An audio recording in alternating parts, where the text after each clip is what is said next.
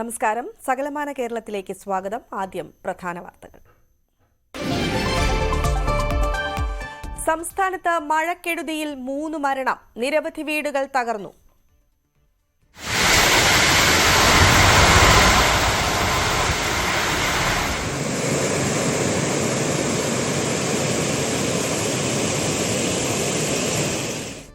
പള്ളിക്കരയിൽ മണ്ണിടിച്ചിൽ, അപ്പർ കുട്ടനാട് വെള്ളപ്പൊക്ക ഭീഷണിയിൽ. കൽപ്പറ്റയിൽ ഉരുൾപൊട്ടൽ, ചീമേനിയിൽ ചുഴലിക്കാറ്റിൽ വ്യാപക നാശം. പരപ്പനങ്ങാടിയിൽ മരം കണ്ടെയ്നറിന് മുകളിൽ വീണു.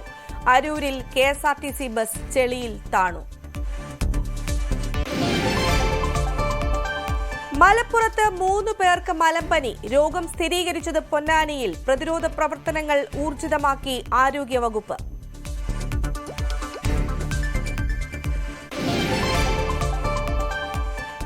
ആലപ്പുഴയിൽ KSRTC ബസിന് നേരെ കല്ലേറ്, ചില്ല് തകർത്തു. ഡ്രൈവർക്ക് പരിക്ക്, ആക്രമിച്ചത് ബൈക്കിലെത്തിയവർ.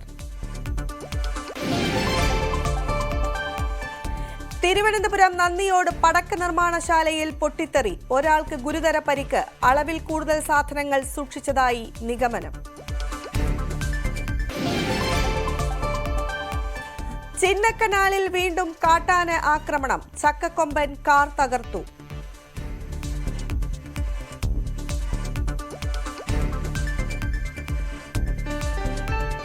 വിശദമായ വാർത്തകളിലേക്ക്. സംസ്ഥാനത്ത് ദുരിതം വിതച്ച് പെരുമഴ. മഴക്കെടുതിയിൽ ഇന്ന് 3 പേർ മരിച്ചു. തിരുവനന്തപുരം മര്യനാട് വെള്ളം മറിഞ്ഞ് മത്സ്യത്തൊഴിലാളി മരിച്ചു. മര്യനാട് സ്വദേശി അലോഷ്യസ് ആണ് മരിച്ചത്. കരയിൽ നിന്നും അധികം ദൂരത്തിലല്ലാതെ ശക്തമായ തിരയിൽ വള്ളം മറിയുകയായിരുന്നു. ഇടുക്കിയിൽ പുഴയിൽ വീണ് യുവാവ് മരിച്ചു. മാങ്കുളം താളുംകണ്ടംകുടി സ്വദേശി സനീഷാണ് ദാരുണാന്ത്യം ഉണ്ടായത്. ആലപ്പുഴയിൽ മരം വീണ് ചികിത്സയിലായിരുന്ന ഇയാൾ മരിച്ചു. ആറാട്ടുവഴി സിയാദ് മൻസിലിൽ ഉനൈസ് ആണ് മരിച്ചത്. ആലപ്പുഴ ജില്ലയിലെ എടത്വ, തലവടി ഉൾപ്പെടെ പമ്പയാറിന്റെ താഴ്ന്ന പ്രദേശങ്ങളിൽ വെള്ളം കയറി. അപ്പർ കുട്ടനാടിന്റെ വിവിധ മേഖലകളിൽ തമിഴ്നാട് നിന്നുള്ള NDRF സംഘം എത്തി. വയനാട് കൽപ്പറ്റ ബൈപ്പാസിൽ മണ്ണിടിച്ചിലിനെ തുടർന്ന് ചെളിയും വെള്ളവും റോഡിലേക്ക് ഒഴുകി. റോഡ് പൂർവ്വസ്ഥിതിയിലാക്കാനുള്ള ശ്രമം തുടരുകയാണ്. കാസർഗോഡ് കരിന്തളം ചീമേനി മേഖലയിൽ ചുഴലിക്കാറ്റിൽ വ്യാപക നാശനഷ്ടമുണ്ടായി. മരങ്ങൾ കടപുഴകി വീണ് നിരവധി വീടുകൾക്ക് കേടുപാടുകൾ സംഭവിച്ചു. വൈദ്യുതി ബന്ധം താറുമാറായി.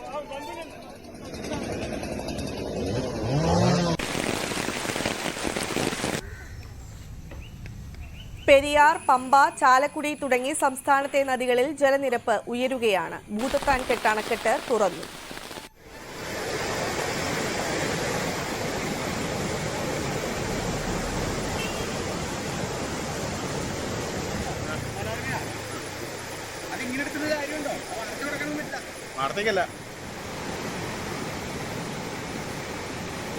കനത്ത മഴയും മണ്ണിടിച്ചിലും കണക്കിലെടുത്ത് പലയിടത്തും വിനോദസഞ്ചാര കേന്ദ്രങ്ങൾ അടച്ചു. തിരുവനന്തപുരം പൊന്മുടി വിനോദസഞ്ചാര കേന്ദ്രത്തിലേക്ക് യാത്രാവിലക്ക് ഏർപ്പെടുത്തി. കോഴിക്കോട് DTPCയുടെ കീഴിലുള്ള വിനോദസഞ്ചാര കേന്ദ്രം അടച്ചു. കോട്ടയം ഇലവീട പൂഞ്ചിറ, ഇല്ലിക്കൽ കല്ല്, മാർമാല അരുവി എന്നിവിടങ്ങളിലും വിലക്കുണ്ട്. ഇടുക്കി ഡാമിൽ ജലനിരപ്പ് 2348.50 അടിയായി ഉയർന്നു.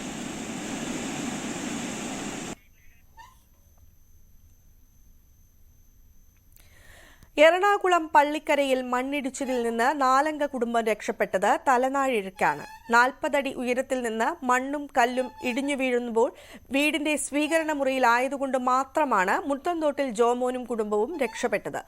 മണ്ണിടിച്ചിലിൽ വീടിന്റെ 2 മുറികൾ പൂർണ്ണമായി തകർന്നപ്പോൾ വീട്ടുപകരണങ്ങളും നശിച്ചു.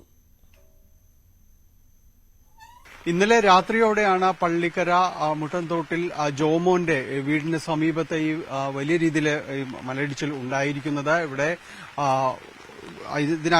വീടിനകത്തേക്ക് വലിയ രീതിയിലേക്ക് മണ്ണിടിഞ്ഞ വീഴുന്ന നിലയിലാണ്. ഇനിയും അപകടം ഒരുപക്ഷെ അത് ഭീഷണി തുടരുന്നു എന്ന് തന്നെയാണ് നമുക്ക് ദൃശ്യങ്ങളിൽ കാണാം. ഈ വീടിന്റെ പിൻഭാഗത്തേക്ക് വലിയ രീതിയിലേക്ക് ഈ ചെമ്മണ്ണ് വലിയ പാറക്കെട്ട് പോലെ ഇവിടേക്ക് പതിക്കുകയായിരുന്നു. വീട് 7 വർഷം മുമ്പ് നിർമ്മാണം പൂർത്തിയാക്കിയതാണ്. ലൈഫ് മിഷൻ പദ്ധതിയിൽപ്പെടുത്തി നിർമ്മാണം പൂർത്തിയാക്കിയതാണ്. വീടിന്റെ പിൻഭാഗത്തേക്ക് ഇവിടെ വന്ന് ഇടിക്കുന്നു. വീടിന്റെ അകത്തെ മുറിയും അതോടൊപ്പം തന്നെ വീടിന് മറ്റേ സ്വീകരണ മുറിയിലേക്ക് എല്ലാം തന്നെ മണ്ണും കല്ലും എല്ലാം തന്നെ അടിച്ചു കയറിയ ഒരു അവസ്ഥയിലാണ്. ഇന്നലെ രാത്രി തന്നെ ഇവിടെ നിന്ന് ഇവരെ മാറ്റിപ്പാർപ്പിക്കുകയും ചെയ്യുന്നു. ഫയർഫോഴ്സ് അടക്കം ഇവിടേക്ക് എത്തി, നാട്ടുകാരടക്കം എത്തി ഇവരെ ഇവിടെ നിന്ന് മാറ്റിപ്പാർപ്പിക്കുകയായിരുന്നു. ഇന്ന് രാവിലെ വന്നതിന് ശേഷമാണ് ഈ വീടിന് ഇത്രത്തോളം വലിയ രീതിയിലേക്ക് നാശനഷ്ടങ്ങൾ ഉണ്ടായി എന്ന കാര്യമെല്ലാം തന്നെ അവർ തിരിച്ചറിയുകയും ചെയ്യുന്നത്. ഇവരെ ഈ പ്രദേശത്ത് വലിയ രീതിയിലുള്ളൊരു മണ്ണിടിച്ചിൽ ഭീഷണിയോ കാര്യങ്ങളോ ഒന്നും അത്ര കാര്യമായിട്ട് ഇല്ലാതിരിക്കുന്ന ഒരു പ്രദേശമാണ്. പക്ഷേ ഇന്നലെ ഇത് സംഭവിച്ചു എന്നതാണ്. ഇവിടെ ഇയാൾക്കൊപ്പം തന്നെ കുടുംബത്തിനൊപ്പം 2 കുട്ടികളുണ്ട്. അവരുടെ പഠന കാര്യങ്ങളടക്കമുള്ള കാര്യങ്ങളുമായിട്ടാണ് ഇന്നലെ ഇവിടെ ഇവർ ഉണ്ടായിരുന്നതിന് ശേഷം ഇവിടെ ഇപ്പോൾ പൂർണ്ണമായും വൈദ്യുതി അടക്കം ഇപ്പോൾ വിച്ഛേദിച്ചിരിക്കുകയാണ്. ഈ പരിസരത്ത് വലിയ രീതിയിലുള്ള മണ്ണിടിച്ചിൽ ഭീഷണിയോ ഒന്നും തന്നെ നാളിതുവരെയും അടക്കം ഉണ്ടായിട്ടില്ല. ഇപ്പോൾ ഇതിന്റെ ഒരു വീടിന്റെ അകത്തെ ഒരു അവസ്ഥ ഇതാണ്. സ്വീകരണ മുറിയിലേക്ക് അടക്കം ഇവിടേക്ക് ചെളിയും മണ്ണും എല്ലാം അടിച്ചു കയറിയിരിക്കുന്നു. പൂർണ്ണമായും തന്നെ അത് വാസയോഗ്യമല്ലാത്ത രീതിയിലേക്ക് മാറിയിരിക്കുന്നു. ഇത് അകത്ത മുറിയിലേക്ക് വന്ന ഈ മണ്ണും കല്ലും എല്ലാം തന്നെ അകത്തേക്ക് ഇടിച്ചു കയറിയിരിക്കുന്നു. നമുക്കൊപ്പം കുടുംബനാഥൻ കൂടി ചേരുന്നുണ്ട്. ഇന്നലെ രാത്രിയാണ് 10:30 ശക്തമായ മഴ, 10:30 നല്ല മഴയുണ്ടായിരുന്നു. ആ മഴ പെയ്ത് നല്ല മഴ പെയ്യുന്ന ചെറിയൊരു ശബ്ദം വന്നു. അപ്പൊ എന്ത് മണ്ണിടിഞ്ഞ വൈഫ് പോയി ജനൽ തുറന്ന് പുറത്തേക്ക് നോക്കുമ്പോൾ ചെറുതായിട്ട് മണ്ണിടിഞ്ഞിരിക്കുന്നത്. ആ മണ്ണിന്റെ ശബ്ദം എന്ന് വെച്ചാൽ ഇവിടെ പുറത്തേക്ക് നോക്കിയിരിക്കുമ്പോഴും ഓൺലൈൻ പരീക്ഷ കഴിഞ്ഞ് കൊച്ചി ഇവിടെ വന്ന് നിൽക്കണേ, ഇളവൻ അവിടെ കളിച്ചുകൊണ്ടിരിക്കുന്നത്. ചോറ് ഇവിടെ എടുത്ത് വെച്ചത്, ഞാൻ അവിടെ ഇരിക്കുന്നത്. ചോറിനാ വാന്നും പറഞ്ഞ് ഞങ്ങളോട് ചോറിനാ വന്ന് നോക്കുമ്പോഴാണ് പിന്നെ എഴുന്നേറ്റ് ഇങ്ങോട്ട് പോകുന്നോട് ചെളി മല വന്ന് ഇടിഞ്ഞ് 2 പേരും ചെളി കുളിച്ചിരിക്കുന്നത് കുട്ടികള്. പിന്നെ വാതിലടച്ചിട്ടൊക്കെ ഇരുന്ന് അത് വലിച്ചു തുറന്ന് 2 പേരും പുറത്തേക്കാക്കി വിളിക്കും. ഇവിടെ തെറിച്ച് വീണേക്കണം, ചെളി വന്ന് തെറിച്ച് ഇവിടെ വീണ്. പിന്നെ ഇവിടെയും വലിച്ച് നോക്കി പുറത്തേക്ക് ഓടിക്കും. വാർക്കിടിഞ്ഞ് പൊളിഞ്ഞ് താഴത്തേക്ക് പോരണമെന്ന് അറിയില്ലല്ലോ. എന്താണ് സംഭവിക്കുന്നത് മനസ്സിലായി. കറണ്ടുമില്ല, കറണ്ട് പോയേക്കണ്. അപ്പൊ കൂര ഇഷ്ടത്തി എങ്ങോട്ട് ഓടും, വർക്കണ പോണെങ്കിൽ നമുക്ക് പുറത്തേക്ക് ഓടിക്കും, റോഡിലേക്ക് ഓടിക്കോളം പറഞ്ഞ് അങ്ങനെ അവിടെ നിന്ന് ഓർഡർ ചെയ്ത്. ഇതിനു മുമ്പ് ഇങ്ങനെ മണ്ണിടിച്ചിലോ കാര്യങ്ങളൊക്കെ ഇവിടെ ഉണ്ടായിരുന്നോ? മണ്ണ് ഇവിടെ അങ്ങനെ ഇടിഞ്ഞിട്ടില്ല. അവിടെ ഇടിഞ്ഞ് വീണിട്ടുണ്ട്. ഈ മഴക്കാലം തുടങ്ങിയപ്പോ തന്നെ അവിടെ മരം ഉണ്ടായത്, മരം വീണ് അങ്ങനെ അതിന്റെ പൈപ്പാണ് ആ സൈഡിൽ കാണിക്കുന്നത്. അത്ഭുതമായിട്ട് ഓടി രക്ഷപ്പെടുമായിരുന്നു. അതെ അതെ. ആ നേരത്തെ ഇടിഞ്ഞ് വീണപ്പോ ഇങ്ങനെ നോക്കി നിന്ന് ആ ഇരിപ്പില് വന്ന് തന്നെ എന്റെ മേത്തേക്ക് ആ ചെളി വീണ് ഞാൻ ഇവിടെ വീണത്. പിള്ളേരൊക്കെ ചെറിയവരോടൊക്കെ ഓടിക്കോന്നിങ്ങനെ പറഞ്ഞു. എന്നുവെച്ചാൽ അങ്ങനെയാണ് എങ്ങോട്ട് വീഴൂന്നുള്ള ഒരു ഇത് പിടുത്തില്ല, മൊത്തത്തിലേക്ക് വീഴുന്നാണ്. അങ്ങനത്തെ ഇളകി ഇങ്ങനെ വന്നുകൊണ്ടിരിക്കുന്നു. രീതിയിൽ അത് അവരുടെ വാക്കുകൾ തന്നെയുണ്ട്. കാരണം ഒരു നിമിഷം കൊണ്ട് അവരുടെ ഏറ്റവും വലിയ സമ്പത്ത് എന്ന് പറയുന്നത് ആ വീട് തന്നെയാണ്. അതെല്ലാവരെയും അങ്ങനെ തന്നെയാണ്. ഒരു നിമിഷം കൊണ്ട് അത് ഇല്ലാതാകുന്നൊരു അവസ്ഥയിലേക്കടക്കം കാര്യങ്ങൾ വന്നിരിക്കുന്നു എന്നതാണ്. വീടിനകത്തെ ഈ സ്വീകരണ മുറി, ഇതിനകത്തെ കാര്യങ്ങളും എല്ലാം തന്നെ പൂർണ്ണമായി തകർന്നിരുന്നത്. അകത്തെ കിടപ്പുമുറി, അതിന്റെ ഒരു ദൃശ്യങ്ങളാണ്. ഇവിടേക്കാണ് ഈ മണ്ണും കല്ലും എല്ലാം തന്നെ ഇവിടേക്ക് വന്ന് പതിച്ചത്. അവിടെ അവരുടെ രേഖകളടക്കം എല്ലാം ഇത് മണ്ണിനടിയിൽ പെട്ട് കിടക്കുന്ന ഒരു അവസ്ഥയിലാണ്. അദ്ദേഹം പറഞ്ഞതുപോലെ, ജോമോൻ പറഞ്ഞതുപോലെ, ഇതിനകത്ത് ഈ ദുരന്തം ഇവർ സ്വീകരണ മുറിയിലേക്ക് ഇവിടെ നിന്ന് ഭക്ഷണമെല്ലാം കഴിഞ്ഞ് മുറികളിലേക്ക് പോയിരുന്നെങ്കിൽ തീർത്തും അപകടകരമായ ഒരു സാഹചര്യമായിരുന്നു പിന്നീട് സംഭവിക്കുക. കാരണം വീടിനകത്ത് നിന്ന് ഇറങ്ങി മാറാൻ കഴിയാത്ത ഒരവസ്ഥയിലേക്ക് അടക്കം പോകുമായിരുന്നു. ഏതായാലും വലിയ ദുരന്തങ്ങളിലേക്ക് എത്താതെ തന്നെ ഇത് ഈ രീതിയിൽ സംഭവിച്ചു എന്നത് തന്നെയും അവർ ആശ്വാസത്തോടെ കാണുന്നു. കാരണം ജീവൻ രക്ഷപ്പെടാൻ അവർക്ക് സാധിച്ചിരിക്കുന്നു. എന്തായാലും ഇതിലിനി കൂടുതൽ എന്താണ് ചെയ്യാൻ കഴിയുക എന്നതടക്കമുള്ള കാര്യങ്ങൾ പരിശോധിക്കുകയാണെന്നാണ് ജില്ലാധികൃതരടക്കം പറഞ്ഞിരിക്കുന്നത്. കാരണം വീട് നഷ്ടമായിരിക്കുന്നു. അതിൽ ഇനി ആവശ്യമായ ഇടപെടലുകൾ അടക്കം വൈകാതെ കാര്യങ്ങൾ ഉണ്ടാകുമെന്ന് തന്നെയാണ് പ്രതീക്ഷിക്കുന്നത്. ഈ മേഖലയിൽ എത്രത്തോളം സുരക്ഷിതമാണ്, ഈ മണ്ണിടിച്ചിൽ ഭീഷണി നിൽക്കുന്ന ഇടങ്ങളിലെല്ലാം എത്രത്തോളം സുരക്ഷിതമാണ് എന്നത് സംബന്ധിച്ചുള്ള ഒരു പരിശോധനയും വൈകാതെ ഉണ്ടാകുമെന്നാണ് മനസ്സിലാക്കാൻ സാധിക്കുന്നത്. ക്യാമറമാൻ മനോജിനൊപ്പം ടാനി പോൾ, ന്യൂസ് 18, കൊച്ചി. മുതലപ്പുഴയിലെ വാർഫിന് സമീപം അഴിമുഖത്ത് വള്ളം മണ്ണിൽ പുതഞ്ഞു. മത്സ്യത്തൊഴിലാളികൾ മറൈൻ എൻഫോഴ്സ്മെന്റിന്റെയും കോസ്റ്റൽ പോലീസിന്റെയും സഹായത്തോടെ വടം കെട്ടി വള്ളത്തെ നീക്കി. അഞ്ചുതെങ്ങ് പൂത്തുറ സ്വദേശി രാജുവിന്റെ ഉടമസ്ഥതയിലുള്ള സങ്കീർത്തനം എന്ന വള്ളമാണ് അപകടത്തിൽപ്പെട്ടത്.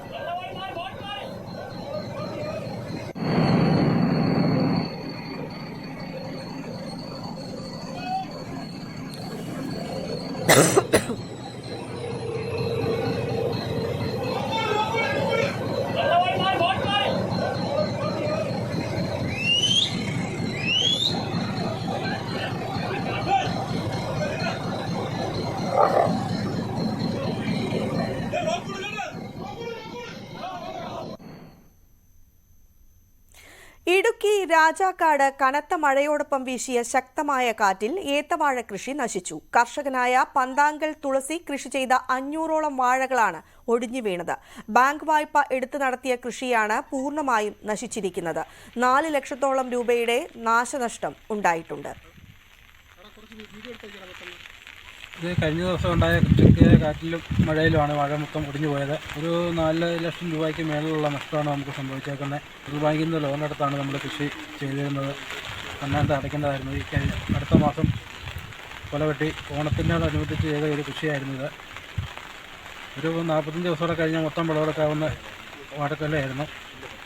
ഭീമമായ ഒരു നഷ്ടമാണ് സംഭവിച്ചേക്കുന്നത്. ഇനി പുതിയതായിട്ടൊരു വാഴ കൃഷി ചെയ്യുന്നതിനും ലോൺ അടയ്ക്കുന്നതിനെല്ലാം സർക്കാരിൻ്റെ ഭാഗത്തു നിന്ന് എന്തെങ്കിലും നല്ലൊരു സഹായം കിട്ടിയെങ്കിൽ മാത്രമേ ഇത് മുമ്പോട്ട് ഇനി കൃഷികൾ പോവുകയുള്ളൂ. കോതമംഗലം നേര്യമംഗലം വില്ലാഞ്ചിറയിൽ റോഡിന് കുറുകെ മരം കടപുഴകി വീണ് ഗതാഗതം തടസ്സപ്പെട്ടു. കോതമംഗലത്ത് നിന്ന് ഫയർഫോഴ്സ് ടീം എത്തി മരവും വള്ളിപ്പടർപ്പുകളും മുറിച്ച് നീക്കം ചെയ്ത് ഗതാഗതം പുനഃസ്ഥാപിച്ചു.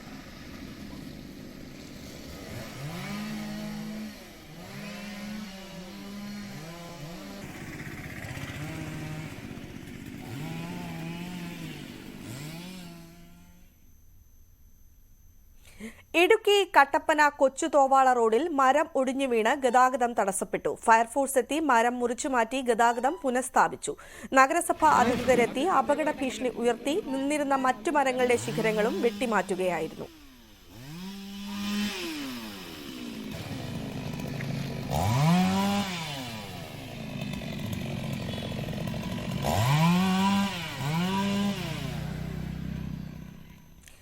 കോഴിക്കോട് വടകര അഴിയൂരിൽ കനത്ത മഴയിൽ വീടിന്റെ മതിൽ ഇടിഞ്ഞു വീണു. കോറോത്ത് റോഡിൽ ഷൈരാജിന്റെ വീടിനോട് ചേർന്ന മതിലാണ് ഇടിഞ്ഞു വീണത്. വീട് അപകടാവസ്ഥയിലായതിനെ തുടർന്ന് സമീപത്തെ കുടുംബങ്ങളെ മാറ്റിപ്പാർപ്പിച്ചു. മേഖലയിൽ കനത്ത മഴ തുടരുകയാണ്.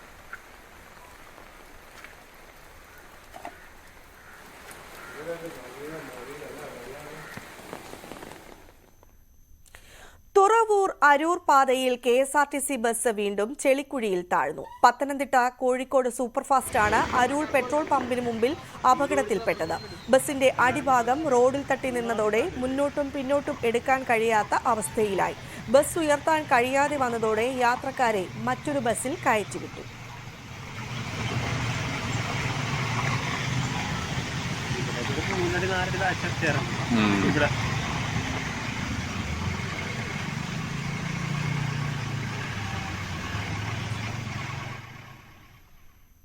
കനത്ത മഴയിൽ വ്യാപക കൃഷിനാശമുണ്ടായിട്ടും സർക്കാർ നിശബ്ദത പാലിക്കുന്നുവെന്ന വിമർശനവുമായി ഭരണാനുകൂല കർഷക സംഘടനയായ കർഷക യൂണിയൻ എം.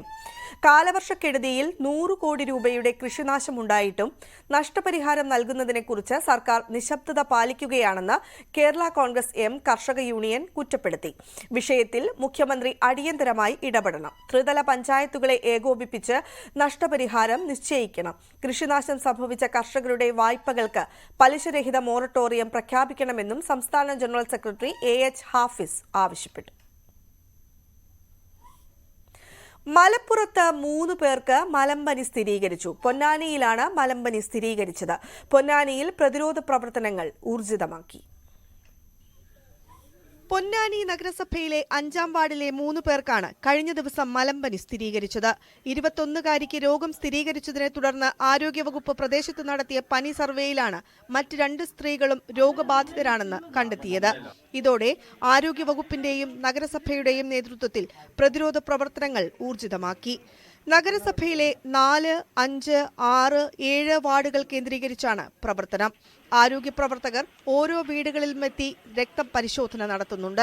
100 ആരോഗ്യ പ്രവർത്തകരെ പ്രവർത്തനങ്ങൾക്കായി നിയോഗിച്ചിട്ടുണ്ട്.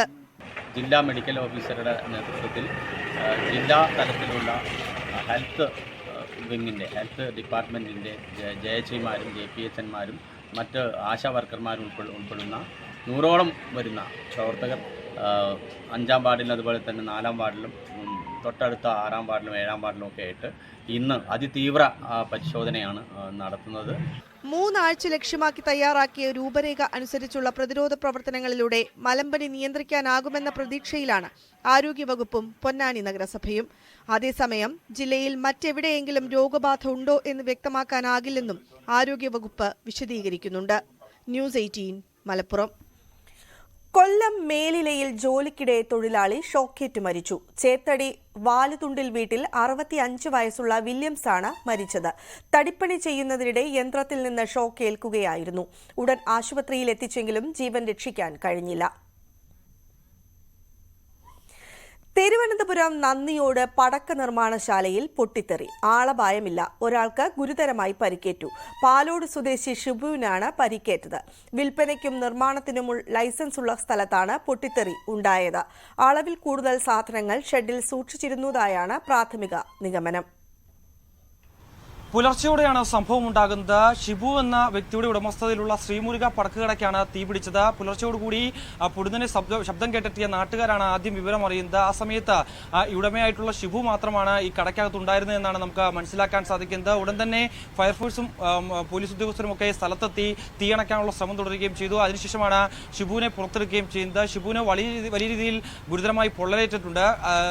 ഗുരുതരമായി പരിക്കേറ്റ ഷിബുവിനെ പിന്നീട് മെഡിക്കൽ കോളേജ് ആശുപത്രിയിലേക്ക് മാറ്റിയിട്ടുണ്ട്. അദ്ദേഹത്തിന്റെ നില അതീവ ഗുരുതരമായി തുടരുന്നു എന്നാണ് നമുക്ക് അവിടുന്ന് ലഭ്യമാകുന്ന വിവരങ്ങൾ അനുസരിച്ച് മനസ്സിലാക്കാൻ സാധിക്കുന്നത്. ഈ പ്രാഥമികമായും പോലീസ് പറയുന്നത് ഏതെങ്കിലും തരത്തിൽ തീപിടുത്തം ഉണ്ടായതാകാം. പക്ഷേ എങ്ങനെയാണ് തീപിടിച്ചത് അടക്കമുള്ള കാര്യത്തിൽ പരിശോധന നടത്തേണ്ടതായിട്ടുണ്ട്. പ്രാഥമികമായി ഏതെങ്കിലും തരത്തിൽ ഈ മേഖലയിൽ മറ്റ് സ്ഥലങ്ങളിലൊന്നും തന്നെ മറ്റ് കെട്ടിടങ്ങളോ അല്ലെങ്കിൽ മറ്റ് വീടുകളോ ഒന്നും തന്നെ ഈ സ്ഥലത്ത് ഈ പടക്ക നിർമ്മാണശാല പ്രവർത്തിക്കുന്ന മേഖലയിൽ ഉണ്ടായിരുന്നില്ല. അതുകൊണ്ട് തന്നെയാണ് വലിയൊരു ദുരന്തം ഉരുവായത് എന്നാണ് പോലീസ് ഉദ്യോഗസ്ഥർ പറയുകയും ചെയ്തത്. എന്തായാലും ഷിബു മാത്രമാണ് ആ സമയത്ത് ഉണ്ടായിരുന്നത്. ഇതിനുശേഷം രാവിലെയോട് കൂടിയാണ് ഈ മറ്റ് തൊഴിലാളികൾ ഈ പടക്ക നിർമ്മാണശാലയിലേക്ക് എത്തുന്നത്. സ്ത്രീകൾ ഉൾപ്പെടെയുള്ള തൊഴിലാളികളാണ് ഈ മേഖലയിൽ പ്രവർത്തിക്കുകയും ചെയ്യുന്നത്. നമുക്കറിയാം ഈ ഒരു മേഖല, അതായത് പാലോട്, നന്ദിയോട്, ഒപ്പം തന്നെ പച്ച, ആലമ്പാറ അടക്കമുള്ള ഈ മേഖലകളിലെ ജനങ്ങൾ ജീവിക്കുന്ന ഈ ഒരു കുടിൽ വ്യവസായത്തോടു കൂടിയാണ്.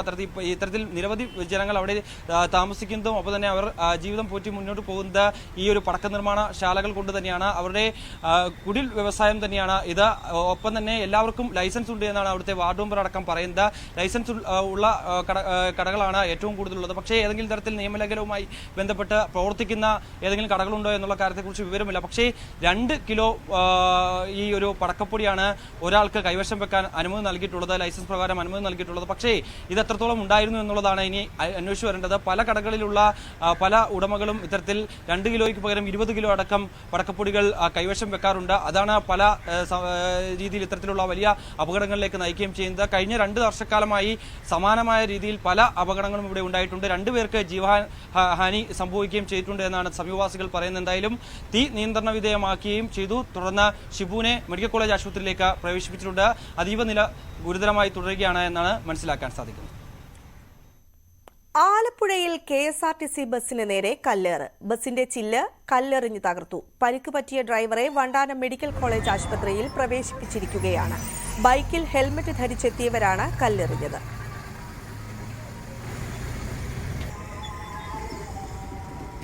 ഞാൻ പുറക്കാട് ജംഗ്ഷനിൽ നിന്ന് എൻ്റെ വീട്ടിലോട്ട് പോകുന്ന വഴിക്കായിരുന്നു. ഈ ഒച്ച കേട്ട് വണ്ടി നിർത്തിയപ്പം ഡ്രൈവറുടെ കയ്യിൽ നിന്ന് കണ്ടമാനം രക്തം പോണു, ചില്ല് കിടക്കുന്നു. അതിൻ്റെ പുറയിലായിട്ട് 1-2 കല്ലും കിടപ്പുണ്ട് റോഡറമ്പിൽ. ആരാ എറിഞ്ഞതെന്ന് നമുക്കറിയത്തില്ല. ഡ്രൈവർ പറഞ്ഞ് ബൈക്കിൽ വന്നവരാ എറിഞ്ഞതെന്ന്. ബൈക്കിൽ ഹെൽമെറ്റ് വെച്ച് വന്ന പുറകെ ഇരുന്നവനാണ് എറിഞ്ഞ് വണ്ടി ഒരുത്തൻ ഓടിച്ചുകൊണ്ട് പോകുന്നു. അതാണ് പറഞ്ഞത്. പുള്ളിയെ വണ്ടാനം ആശുപത്രിയിലേക്ക് കൊണ്ടുപോയി. +1 സീറ്റ് പ്രതിസന്ധിയിൽ പ്രതിഷേധിച്ച് തൃത്താല നിയോജക മണ്ഡലം കമ്മിറ്റി AEO ഓഫീസിലേക്ക് MSF മാർച്ച് സംഘടിപ്പിച്ചു. ക്ലാസുകൾ തുടങ്ങി ആഴ്ചകൾ പിന്നിട്ടിട്ടും മന്ത്രിയുടെ മണ്ഡലമായ തൃത്താലയിൽ വിദ്യാർത്ഥികൾ സീറ്റില്ലാതെ പെരുവഴിയിലാണെന്ന് ആരോപിച്ചായിരുന്നു പ്രതിഷേധം.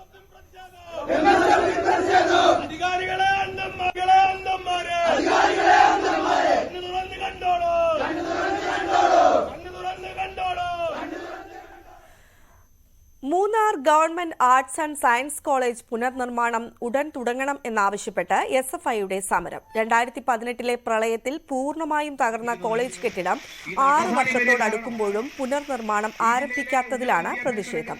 അധികൃതരുടെ അലംഭാവമാണ് കെട്ടിടം യാഥാർത്ഥ്യമാകാതിരിക്കാൻ കാരണമെന്നാണ് ആരോപണം.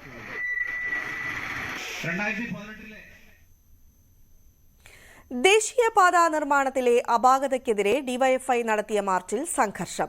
കോഴിക്കോട് നന്ദിയിലെ നിർമ്മാണ കരാർ കമ്പനിയിലേക്കാണ് മാർച്ച് നടത്തിയത്. സംഘർഷത്തിൽ ജില്ലാ കമ്മിറ്റി അംഗം അനൂപിന് പരിക്കേറ്റു.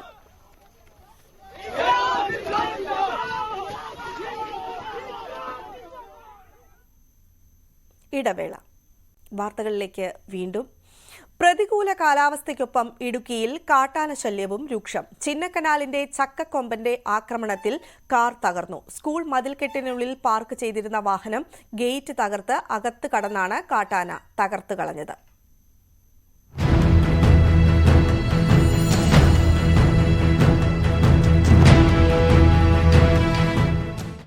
കഴിഞ്ഞ രാത്രി 11 മണിയോടെയാണ് ചക്കക്കൊമ്പന്റെ ആക്രമണം. ചിന്നക്കനാൽ ഗവൺമെന്റ് സ്കൂളിന്റെ മതിൽക്കെട്ടിനുള്ളിൽ നിർത്തിയിട്ടിരിക്കുകയായിരുന്നു ഞാറോട്ടിപ്പറമ്പിൽ മണിയുടെ ഉടമസ്ഥതയിലുള്ള ടാക്സി കാർ. സ്കൂളിന്റെ ഗേറ്റ് തകർത്ത് മതിൽക്കെട്ടിനുള്ളിൽ കയറിയ ആന വാഹനം നശിപ്പിച്ചു. ഏതാനും നാളുകളായി ചക്കക്കൊമ്പൻ ചിന്നക്കനാലിലെ ജനവാസ മേഖലയിൽ പതിവായി എത്താറുണ്ട്. കഴിഞ്ഞ ദിവസം ചിന്നക്കനാൽ സ്വദേശി ശ്യാമിന്റെ വീടിന്റെ വാതിൽ ആന തകർത്തിരുന്നു. മഴ ശക്തി പ്രാപിച്ചതോടെ ഒറ്റയാന്മാരും കാട്ടാനക്കൂട്ടങ്ങളും ജനവാസ മേഖലയിൽ സ്ഥിരമായി ഇറങ്ങുന്നുണ്ട്. കഴിഞ്ഞ ദിവസം പൂപ്പാറ ടൗണിന് സമീപം തേയിലത്തോട്ടത്തിലും ദേശീയപാതയിലും മുറിവാലൻ എന്ന ഒറ്റയാനും എത്തിയിരുന്നു. ന്യൂസ് 18 ഇടുക്കി.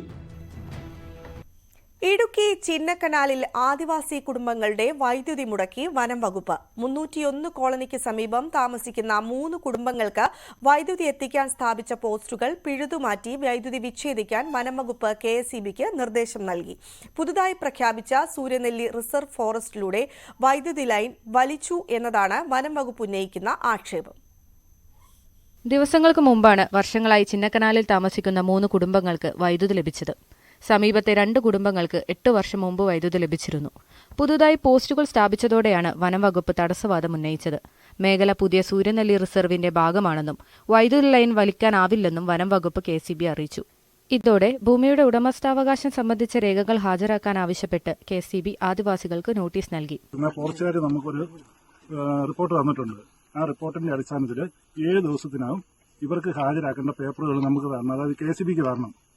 നിലവിൽ അതില്ലാത്തതുകൊണ്ടാണ് ഫോറസ്റ്റുകാർ നമ്മളോട് പറഞ്ഞിരിക്കുന്നത് ഇവർക്ക് നിലവിൽ കൊടുത്തിരിക്കുന്ന കണക്ഷൻ ഒഴിവാക്കണമെന്ന്.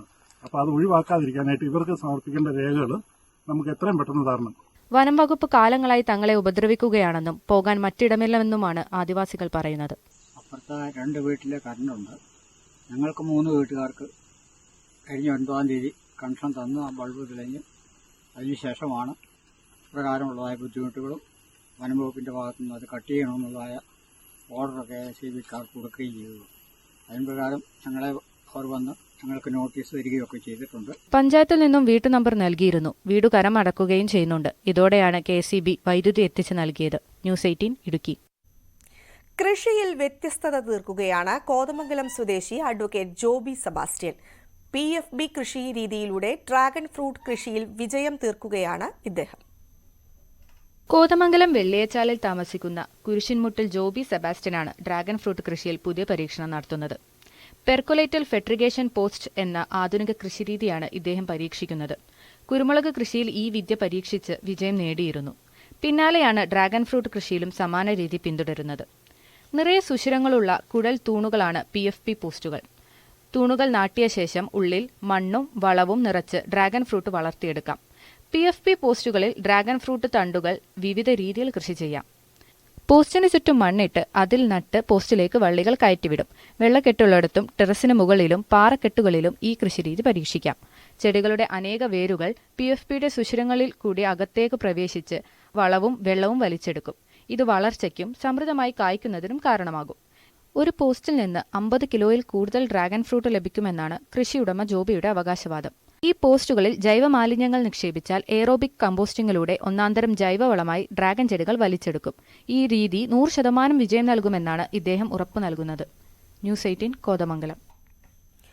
കോഴിക്കോട് ജില്ലയിലെ ഏറ്റവും പഴക്കം ചെന്ന വിദ്യാലയങ്ങളിലൊന്നായ ഗണപത് AUP സ്കൂൾ അടച്ചുപൂട്ടി. പൊതുവിദ്യാഭ്യാസം ശക്തിപ്പെടുത്തൽ ഇടതു സർക്കാരിന്റെ നയമെന്ന് ആവർത്തിച്ച് വ്യക്തമാക്കുമ്പോഴാണ് ഒരു കാലത്ത് സാധാരണക്കാരന്റെ അത്താണിയായിരുന്ന ഈ എയ്ഡഡ് വിദ്യാലയം അടച്ചുപൂട്ടിയത്. തിങ്ങി നിറഞ്ഞ ക്ലാസ് മുറികൾ, പഠിച്ചിറങ്ങിയ 100 കണക്കിന് വിദ്യാർത്ഥികൾ. ഗണപത്തിന്റെ 138 വർഷങ്ങൾക്ക് പറയാൻ കഥകൾ ഏറെയുണ്ട്.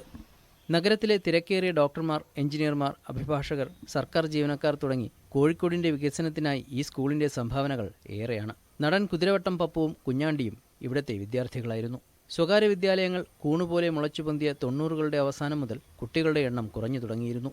അടിസ്ഥാന സൗകര്യങ്ങളുടെ അഭാവമായിരുന്നു പ്രധാന പരിമിതി. സർക്കാരിന്റെ പൊതുവിദ്യാഭ്യാസ സംരക്ഷണ പദ്ധതികളിലൊന്നും സ്കൂളിനെ ഉൾപ്പെടുത്തിയില്ല. ഈ വർഷം 5 കുട്ടികളാണ് സ്കൂളിൽ അവശേഷിച്ചത്. അവർ കൂടി TC വാങ്ങി മറ്റ് സ്കൂളുകളിലേക്ക് പോയതോടെ സ്കൂളിന് പൂട്ടുവീണു. ഞങ്ങളിത് വാർത്ത അറിഞ്ഞപ്പെടുന്ന സത്യത്തിൽ ബേജാറാകുന്നത് ഒരു കണ്ണിൽ വെള്ളം വരുന്ന മരുന്ന് ആയിപ്പോയി. അത്രയും നമ്മളെ ചെറുപ്പത്തിലെ നമ്മൾ പഠിച്ച് വളർന്ന് ഇത്ര എത്തിയിട്ട് പെട്ടെന്ന് സുപ്രഭാതം ആകെ വിഷമം തന്നെ ആയിപ്പോയി. പിന്നെ എത്രയോ മാഷുമാർ, ടീച്ചർമാരൊക്കെ വളരെ വളരെ ഭംഗിയോടുകൂടി നമ്മളോട് പെരുമാറിയിട്ടുണ്ട്. അത്രയും നല്ല സ്കൂളാണ് ഗണപതി സ്കൂൾ എന്ന് പറഞ്ഞാൽ. അത്രയും വേണ്ടപ്പെട്ട നമുക്ക് ഇതുള്ള അത് കേട്ടപ്പോൾ ഭയങ്കര ഒരു വിഷമമായിപ്പോയി. ഓരോ ക്ലാസ്സിൽ 50-55 കുട്ടികളോളം ഉണ്ടായിരുന്നു ഞങ്ങളൊക്കെ പഠിക്കുന്ന കാലത്ത്. ഞങ്ങളെ തലമുറ കാരണന്മാരൊക്കെ അവിടെ തന്നെയാണ് പഠിച്ചത്. അത്രയും നല്ലൊരു സ്കൂൾ. അവിടുത്തെ ടീച്ചർമാരൊക്കെ പറഞ്ഞാൽ Leela teacher, Shantha teacher, Silvan teacher, Saji teacher, ഇങ്ങനെ കുറേ അപ്പുകുട്ടൻ മാഷ്, കുറേ മാഷുമാർ, ടീച്ചർമാർ, പ്രഭു മാഷ് ഒക്കെ ഞങ്ങൾക്കൊരു പേടിയായിരുന്നു ഈ സ്കൂളിൽ പഠിക്കുന്ന കാലഘട്ടത്തിൽ. നമ്പൂരി മാഷ്, അവരൊക്കെ മക്കൾ, കുറേ ആൾക്കാരൊക്കെ ഞങ്ങൾ ഫ്രണ്ട്സായിട്ട് ഒക്കെ ടീച്ചേഴ്സായിട്ട് വന്നിട്ടുണ്ട് ഇവിടെ. അവരൊക്കെ മക്കൾ, ഞങ്ങളിപ്പോൾ 1ാം ക്ലാസ് മുതലുള്ള ഫ്രണ്ട്ഷിപ്പ് കൂട്ടായ്മ ഇപ്പോഴും ഞങ്ങൾക്കുണ്ട്. സ്കൂളിലെ അധ്യാപകരെയും ജീവനക്കാരെയും മറ്റ് സ്കൂളിലേക്ക് വിന്യസിക്കാനാണ് വിദ്യാഭ്യാസ വകുപ്പിന്റെ നീക്കം. സ്കൂളിൽ കുട്ടികൾ കുറഞ്ഞു തുടങ്ങിയപ്പോഴും നാശത്തിലേക്ക് നീങ്ങി തുടങ്ങിയപ്പോഴും സർക്കാർ ഇടപെട്ടില്ലെന്നാണ് നാട്ടുകാരുടെ പരാതി. ഇപ്പോൾ കുറച്ച് കാലമായിട്ടുള്ളൂ ഇതിപ്പോൾ കുട്ടികളെ ചേർത്തലുമില്ല. ചേർത്താന്ന് പറഞ്ഞിട്ടുണ്ടെങ്കിൽ കുട്ടികൾക്ക് ഇവിടുത്തെ ഈ ശോചനീയാവസ്ഥ കണ്ടിട്ട് തന്നെ രക്ഷിതാക്കൾ എല്ലാ സ്കൂളുകളും നല്ല രീതിയിലാകുമ്പോൾ ഇങ്ങനെ കിടക്കുന്ന ഒരു സ്കൂളിലേക്ക് എങ്ങനെയാണ് കുട്ടികളെ പറഞ്ഞേക്കുക എന്നുള്ള ആ ഒരു ബുദ്ധിമുട്ടുകൊണ്ട് മാത്രമാണ് ഇതിപ്പോൾ ഇങ്ങനെ കിടക്കേണ്ട ഒരു അവസ്ഥ വന്നത്. കുതിരവട്ടം മാനസികാരോഗ്യ കേന്ദ്രത്തിന് സമീപം കോഴിക്കോട് നഗരത്തിലെ കണ്ണായ സ്ഥലത്താണ് സ്കൂൾ കെട്ടിടം നിലനിൽക്കുന്നത്. വിദേശത്തുള്ള സ്കൂൾ ഉടമകൾ വാണിജ്യ ആവശ്യങ്ങൾക്കായി സ്കൂൾ സ്ഥലം വിൽക്കുന്നതിനായാണ് കരുക്കൾ നീക്കുന്നതെന്നും നാട്ടുകാർ പറയുന്നു.